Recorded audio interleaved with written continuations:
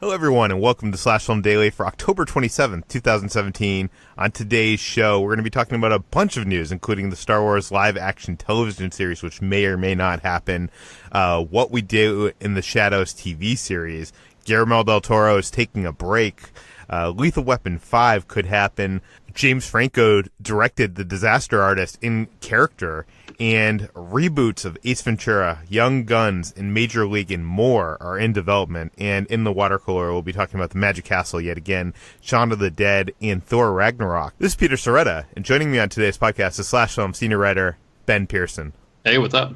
And Slash Film writer Chris Evangelista. Hello. Guys, let's do another water cooler because a lot has been happening. We've been out and about seeing movies and doing things. Last night, I went to the Magic Castle, which I am a member of, if you've been following this podcast. And this week, actually, the 9 days before Halloween is Halloween week at the Magic Castle, which is kind of like their Christmas, if that makes sense. And each year, they have a different theme for Halloween. This year, it's invasion, so it's like 1950s, like alien invasion kind of theme, and the whole Magic Castle is decked out. Like parts of it look like it's a spaceship, other parts look like they have like these like vines growing like 1950s kind of like sci-fi like looking vines all over the place. I don't know, it's very cool. If you're a member, you get like this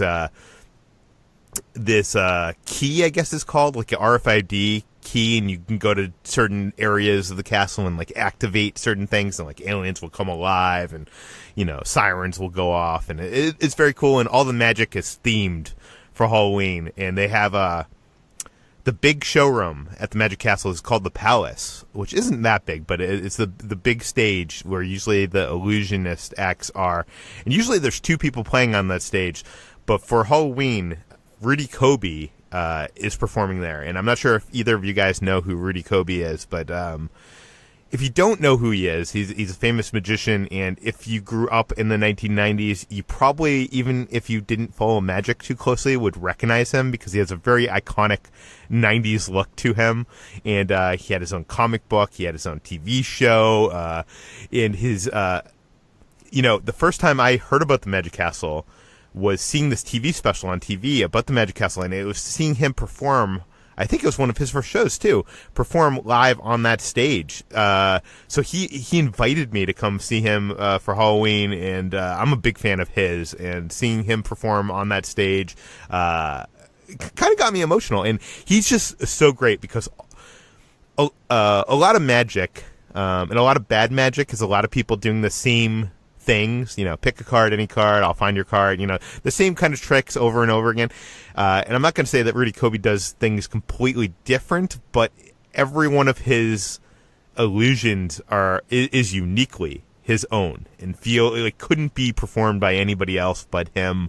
It just feels like when you're watching any trick by him, it doesn't feel like it was, he bought that illusion and put it into his act. It feels uniquely him. And it was just great to see him, and got to talk to him after. He's a great dude. And I had a lot of fun. Ben, what have you been up to? You went out to an event for Shaun of the Dead. Yes, last night I went to see Shaun of the Dead at the Greek Theater here in Los Angeles. Edgar Wright, who wrote and directed the movie, he co-wrote it with Simon Pegg. He was there to sort of do a little intro for the film. There were like people dressed up in zombie makeup and stuff all around it. Like Fandango and Focus Features put this whole event together as part of the 15th anniversary of Focus Features. And it was cool. Lucy Davis was there, who is an actress who is in Shaun of the Dead. I didn't realize that she was in this movie, but people who are listening to this show might also recognize her as the actress who played Etta Candy in Wonder Woman. And I had sort of forgotten that she was in this movie because I hadn't seen it in a long time.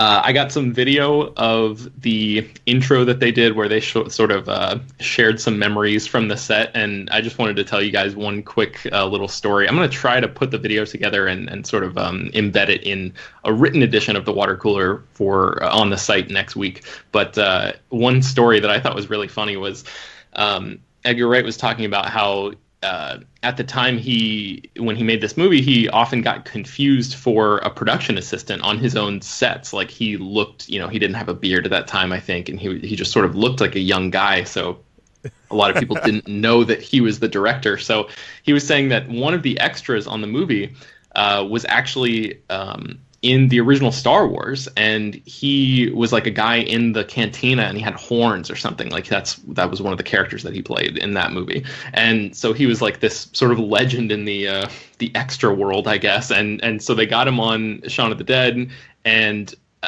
he walked up to Edgar Wright, not knowing that Edgar was the director, and he sort of leaned into him, and he was like, "Straight to DVD for this one, huh?"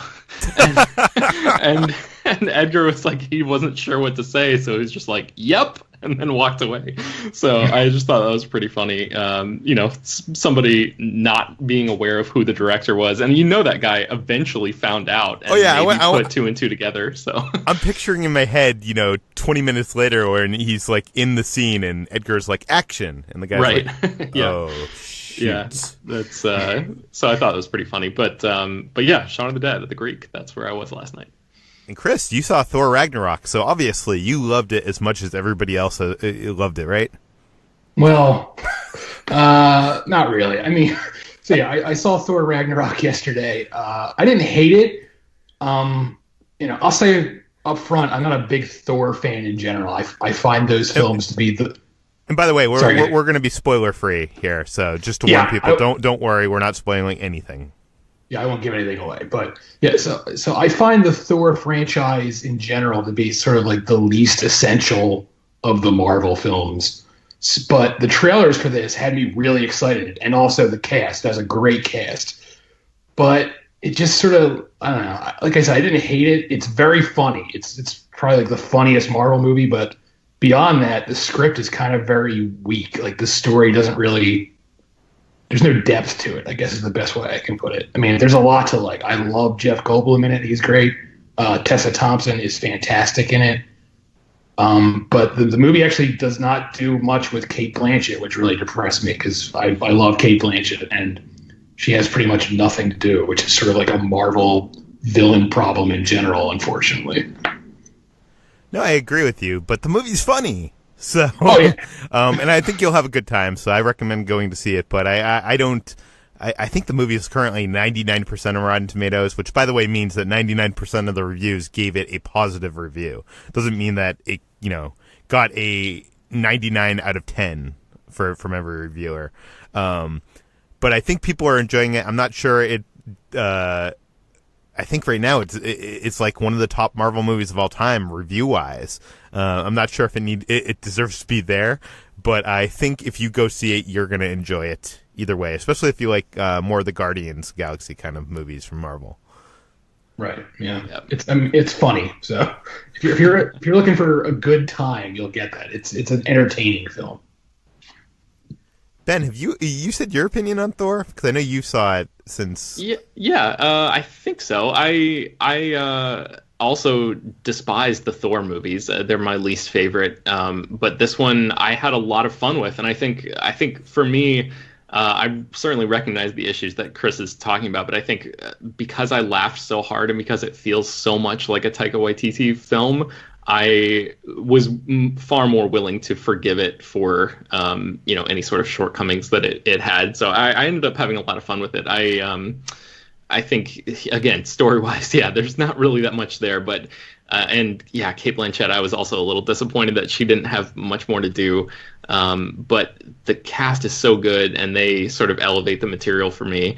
And I wasn't crazy about the action and the way that all played out, but I can't decide if it's just because I'm growing, bored with superhero movie action in general, because this is like the 18th Marvel film or something like that. Or if just this specific action sequence was not really handled the action in this movie was not handled as well as it could have been. But I think it's the latter. Yeah, that's what I'd vote. I mean, even Spider-Man: Homecoming, which was universally praised, the action in that was not that fantastic. But let's get into the news, because we have a lot to get to. A lot has happened over the last day. So Dave Filoni is out promoting the final season of Star Wars Rebels, and he's kind of hinting that he might be working on a Star Wars live-action TV show. Am I reading between the lines too much, or is that what's going on, Ben? I mean, it certainly sounds like it to me. It could be wishful thinking on our part, but I'll read the quote and let the listeners decide. So IO9 spoke with Filoni and asked what he would be doing after Star Wars Rebels comes to an end. And here's his quote. "I have an incredibly talented group of people working here at Lucasfilm. They've worked for me all 12 years that I've been here, so I feel indebted to them and want to keep creating work for them so they can use their abilities and tell great stories. I also want to keep pushing myself into areas that are challenging and new. I've had a lot of experience now interacting with live action directors like Rian Johnson, who have been really wonderful to me and showing me what their production is like. I want to celebrate stories, and it doesn't matter what medium it's in. I don't care, big screen, small screen. I just need space to tell a story, and I do it as best as I can. That's my goal in the end. So we'll have to see what form that takes in the future, but let's just put it this way. I learned from the best." So that's the quote, and we were sort of talking in our Slack channel about whether or not he brought up Rian Johnson and the live action element sort of unprompted there. So we were wondering if that is maybe some insight into his thought process and sort of where he wants his career to go. We spoke to him in 2014, and he told us that he was interested in directing one of the live-action spin-off movies if that opportunity ever presented itself.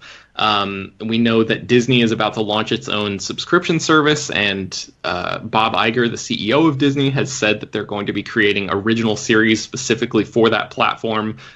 Brad Oman actually suggested on this podcast when that news broke that Disney might end up using that subscription service as a home for a live-action Star Wars show, which has been in the works for a long time. And there was one called Star Wars Underground where like 50 scripts were written, and it was ready to go basically, but it proved sort of prohibitively expensive at the time, and the show never came to fruition. But that's a live-action Star Wars TV series is something that Disney and Lucasfilm have been thinking about. So we were just sort of reading between the lines of Filoni's statement and wondering if this means that he is sort of like hinting at maybe he'll be the one to bring this show into existence, because it's going to happen eventually. It's just a matter of time. Peter, what do you think? I mean, I feel like if I had to bet on yes or no, I would bet on yes, that's where he's going to next. I mean, I think the dream probably was for Filoni to direct a Star Wars standalone film, but then, all this stuff happened in Lucasfilm with these more unseasoned directors not being able to pull things off quite as smoothly as Kathleen Kennedy had hoped. So I've said on the podcast I've heard that they're trying to hire more seasoned directors for Star Wars projects in the future, and I'm thinking that Filoni's going to have to get his chops elsewhere before he gets his name on a Star Wars standalone movie. And what better place to do that than in the TV realm, which he has already proven himself in animation. So that's my thoughts on it. Yeah. Also in the news, while out promoting Thor Ragnarok, we have found out that Taika Waititi's popular movie, What We Do in the Shadows, which was a mockumentary, a vampire mockumentary, is going to get a TV show for the United States. Chris, what do we know? Right, so Taika Waititi said basically, we're trying to develop a U.S. version of What We Do in the Shadows set here in the States. So that's basically all he said. He doesn't really clarify if that means it's going to be a complete reboot in the sense that it's going to be the same characters but played by American actors, or if it's going to be a different set of American vampires but with the same format. So there's not a lot of details, but that's basically what he said they're working on at the moment. Now, when I first heard this, I saw a headline and it was like, What We Do in the Shadows being remade for the USA. And I was like, why? Why would you do that? Because first of all, it's such a good movie. It's not like it's subtitled. It's not like, it's not accessible for American audiences. And then when I found out it was a TV show, it made perfect sense to me, because it seems like they could, they could make a whole season out of that movie. Like, almost when I was watching that movie, I was almost thinking, like, why isn't this a TV show? Like, this is almost like Real World with vampires. You know what I mean? Like, I want to see the TV show version of this, and this is what this is going to be. What do you guys think? Do you have any thoughts, yay or nay, on this? Chris, what do you think?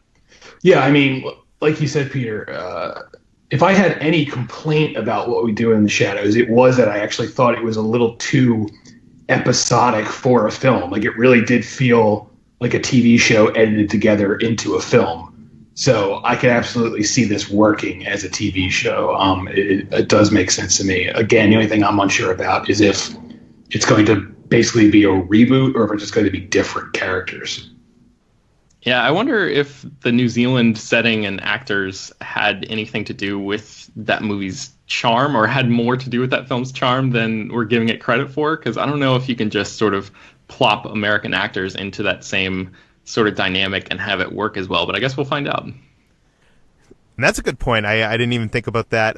One thing I do hope that when people end up seeing Thor Ragnarok and they find out about Taika Waititi, that they go back and explore his filmography. They go see What We Do in the Shadows, which I don't even think is his best movie. You guys should go back and see his earlier work. You should go see Boy, Eagle vs. Shark, and I think there's like two others, or Hunt for the Wilder People, and there's another one, right? And those are all fantastic movies, and they're worth exploring. They're very accessible, and they're very funny and heartwarming. Yeah. Also in the news, Guillermo del Toro is taking a year off from directing. What does this mean for Fantastic Voyage, Ben? So Fantastic Voyage is the 20th Century Fox is looking at remaking Fantastic Voyage, which is the 1966 sci-fi movie about a group of scientists that shrink down to, atomic level to enter into the body of a guy to save his life from the inside out, basically. And they travel through his bloodstream, and it was, lauded for its effects and its intricate sets and all of that kind of stuff. I just rewatched the trailer. I embedded that in the article that I wrote, and it looks super cheesy and sort of hokey today, but there is a lot of potential for a modern remake of this.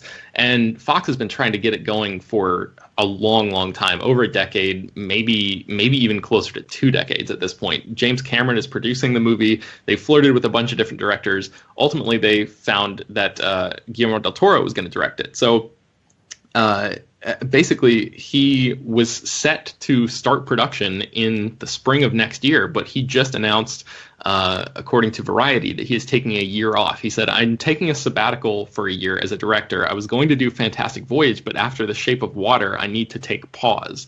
So it's unclear whether that means he is abandoning the project altogether, or if Fox is willing to, sort of wait on him to take that year off.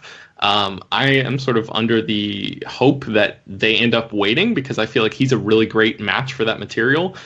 He's always been terrific at creating, visually interesting landscapes on film, and like his production design is always off the charts. So I think, taking him and having James Cameron still on board as a producer, those guys have been friends for a long time. They've been looking for a project to work on together for years and years. So hopefully everything works out where they can just sort of bump the whole thing back by a year and accommodate his time off. But have any of you guys seen Fantastic Voyage? What do you think about this?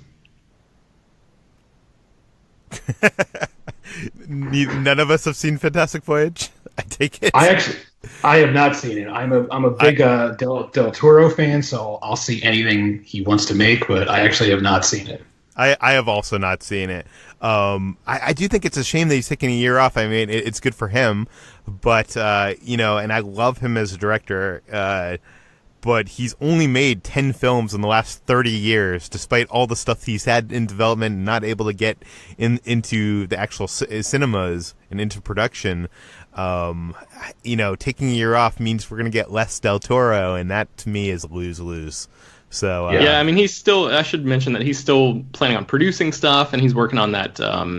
I think it's called Trollhunters, that show, that animated series for Netflix, and I think which is actually very good, by the way. If you have not checked it out, even for adults, it's a very serialized TV show. It's good.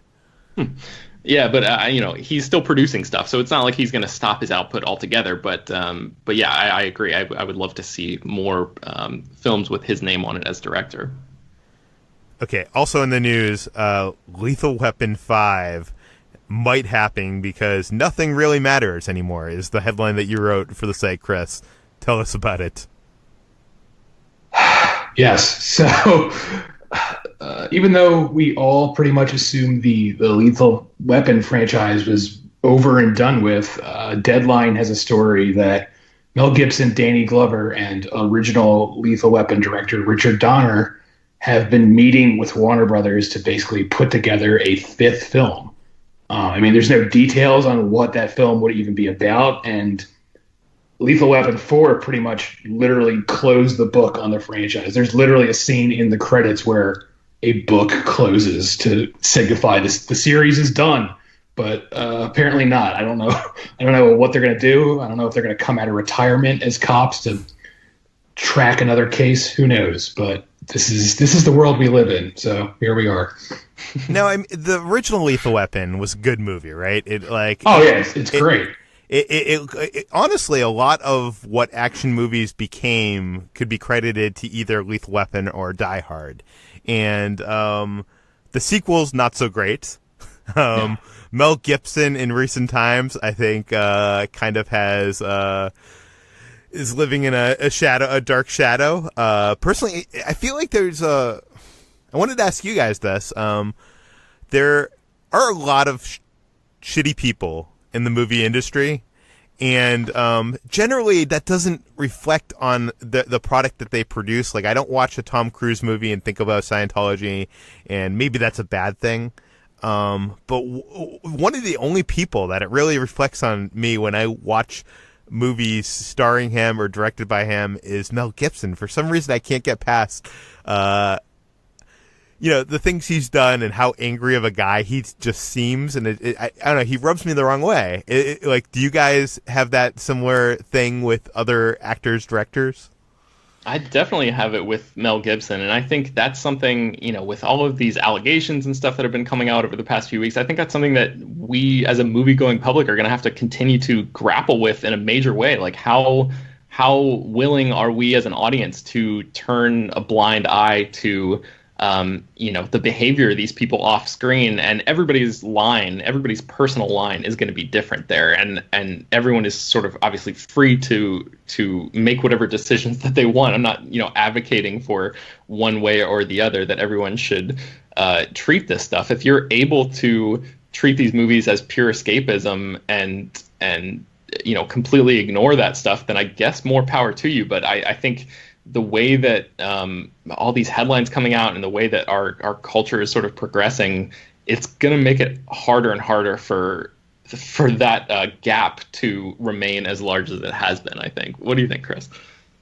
Yeah, I agree. I feel like with older things Mel Gibson made, I can watch them. I can separate who he became, or I guess who he always was, from the image he presented back in the day, because he used to be he was presented as a likable guy. There was actually a whole Simpsons episode where he's a guest star, and the joke is that, Mel Gibson is such a nice guy, and that was before all the allegations came out. So I'm fine with older stuff, but I do feel like there has to be a line drawn. Like, Mel Gibson was just nominated for Best Director at the Oscars last year, and that's crazy. Like, that shouldn't be happening anymore. Right.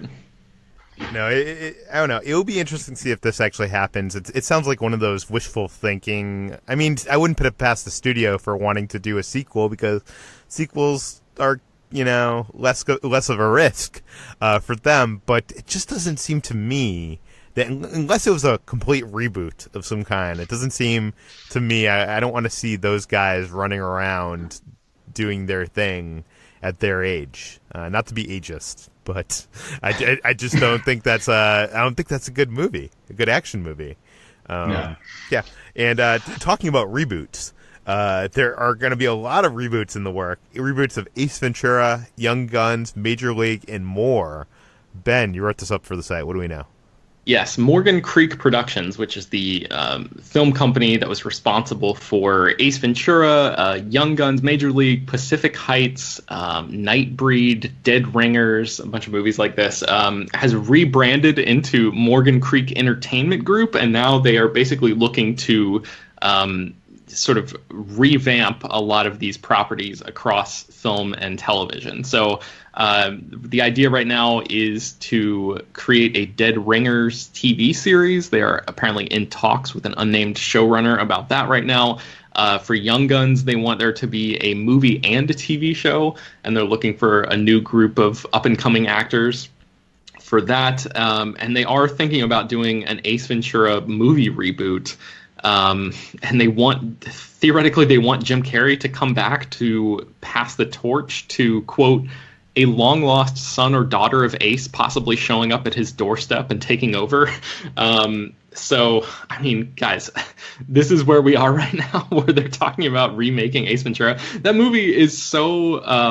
Jim Carrey's performance in that is so singularly weird and singularly manic. I cannot fathom anyone else being able to step into that and do anything remotely similar and have it work as well as it did. That movie was such a product of its time and such a product of its star.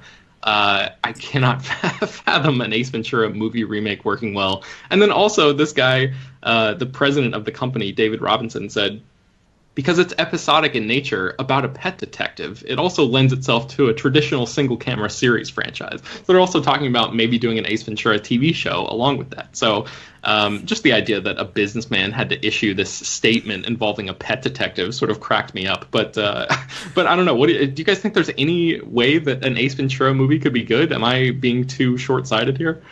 No, I think you hit it dead on. By the way, this executive that issued the statement sounds like the what people with the general public pictures a Hollywood executive saying and thinking, and it's just so sad. Ace Ventura was such a character of its time. I'm not even sure it plays well today. The zaniness and the whole thing. I'm not sure if you know this, but they actually made a reboot for Ace Ventura. It was called Ace Ventura: Pet Detective Jr., and it was a direct-to-DVD movie. I'm not even kidding. This is in I think 2009. I've never seen it. I've heard it's horrible. It has a little kid playing young Ace Ventura, or maybe his son. I'm not even sure. Yeah. But it's bad. All of this sounds bad. Chris, do you have any thoughts on any of these reboots? I think you both pretty much summed it up really well. There's really no good ending to any of this. And yeah, Ace Ventura, anyone doing a new Ace Ventura is just going to be doing like an impression of Jim Carrey, I guess, which is just very strange to think about that. Because like I remember seeing that movie as a kid in theaters, and it was like a big thing at the time. And to think now they're going to like reboot it with someone just redoing a weird impression of that is very strange. And I can't picture it really. I mean, what if Young Guns is kind of like the YA take on the Western? So kind of like, Hunger Games or Twilight, but a Western. Like, I don't know. I think that could possibly work, but maybe I don't think kids care about Westerns anymore. Maybe Westworld is bringing the Western back. Probably not. Maybe they'll be like in the future, and they'll be like with laser guns. That's what I could see happening. Like something making like a gritty Young Guns reboot in the future. Change the genre entirely. Nice. Yeah. Okay, lastly in the news, James Franco's The Disaster Artist is gearing to come out next month, and we are learning that he directed the whole movie in character. Ben, tell us about it. Yes, so I was at a screening of this movie earlier this week, and James Franco, who directed the film and plays Tommy Wiseau, who, if you guys don't know what The Disaster Artist is about, it's about the making of The Room, which is widely considered one of the worst movies ever made. It was written, produced, directed by, and starred this guy named Tommy Wiseau, who is a very much a character, a really weird dude. And Dave Franco, James's brother, plays Greg Sestero, who wrote a book called The Disaster Artist. So that's where this whole thing came about. It's basically The Disaster Artist chronicles the making of The Room. And James Franco and Dave Franco were there in a Q&A after the screening, and they were talking about how weird it was that James directed the entire movie in character as Tommy Wiseau, and I had never heard that before. And they weren't joking. They were no, absolutely not. They were not joking at all. And James says, I quoted him here: "When else am I ever going to direct a movie and play when else am I ever going to direct a movie and play a movie where the lead is directing a movie and playing the lead? Never. I'm probably never going to do that again. I'll just tell you, sometimes it works to do the Daniel Day-Lewis." And then he talks about how much of a strange experience it was for everybody when they were coming to the set, because this film is full of cameos of a bunch of great comedians. Seth Rogen, stops by. Paul Scheer is in there. Jason Mantzoukas. A lot of really funny people are in this movie, and Dave was saying after a while we would sort of get used to it, but there were so many cameos in the movie where every day a new person would show up and we'd kind of have to prep them. We'd be like, "So you're not going to be around James today." So it was so bizarre. Dave said, "At this point there's not much he can do that surprises me anymore, but I remember Seth coming up to me and being like, 'This is weird for me. That's your fucking brother. How are you keeping it together during any of these takes?'" And James Franco sort of, I guess, reasoned that the reason that he did it was he was wearing 2.5 hours worth of prosthetic makeup, and he thought it would be stranger if he came up to everybody in a normal James Franco voice. So he just decided, once that makeup goes on, I'm just Tommy Wiseau for the day, basically. And the movie is really great, and I highly recommend everyone see it. James Franco, I legitimately think he should be in the awards conversation for the work that he does in this movie. He really disappears into that character. Wait, his work as an actor or director? As an actor. The movie itself is directed fine, but I think his work as an actor is really like the standout thing in the film.